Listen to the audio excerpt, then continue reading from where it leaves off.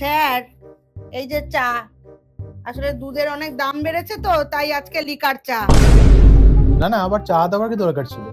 না, চা না দিলে তো আবার বাইরে গিয়ে বলবেন ওই বাড়িতে পড়াতে যাই এক কাপ চাও দেয় না। তা স্যার, আমার একটা কথা ছিল sir, with high respect sir. হ্যাঁ বলুন।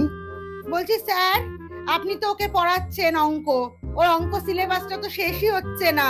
তা আমার একটা কথা বলার ছিল স্যার, আপনি যদি ওকে একটু সপ্তাহে 5 দিন করে পড়াতেন। সে কি, আমি তো কাউকে বাড়িতে এসে পড়াই না। আপনি এত করে বললেন, তাও আমি সময় করে ও সিলেবাস শেষ হচ্ছে না বলে একটা দিন রাজি হলাম। 5 দিন তো আমার পক্ষে সম্ভবই না। ক্লাস 11 এর স্টুডেন্ট কে 5 দিন পড়াবে? আপনি বরঞ্চ একটা কাজ করুন, আপনি গার্জিয়ান হিসেবে ওকে একটু গাইড করুন। সে তো আমি গাইড করি স্যার, আমি যদি সবই পারবো স্যার তাহলে আপনাকে কেন রাখলাম? আমি তো পারি না বলেই আপনাকে রেখেছি, বাকি সব গাইডেন্স তো আমিই করি স্যার। স্যার দেখুন স্যার, এরকম করলে হবে না, আপনাকে 5 দিন পড়াতেই হবে স্যার। না না, আমার পক্ষে 5 দিন পড়ানো একবারই সম্ভব না। স্যার আমি নয় আপনাকে 200 টাকা বাড়িয়ে দেবো স্যার, আর এই মাসের মাইনেটা স্যার বাকি আছে, ও আমি ইএমআই তে ঠিক দিয়ে দেবো স্যার আপনাকে।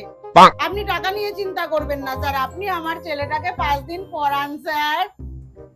চুপ করো, চুপ করো। এই তুই চুপ কর, আমার আর স্যারের কথা হচ্ছে, উইথ হাই রেসপেক্ট স্যার। তুমি কথা বলবে না মাঝখানে। প্লিজ কিছু মনে করবেন না, আমার পক্ষে সম্ভব না। স্যার যাবেন না sir, sir high respect sir, আমি আপনাকে 200 টাকা বাড়িয়ে দেবো স্যার। স্যার আমার ছেলেটাকে ছেড়ে যাবেন না স্যার। মা তুমি স্যারকে কি কি বললে?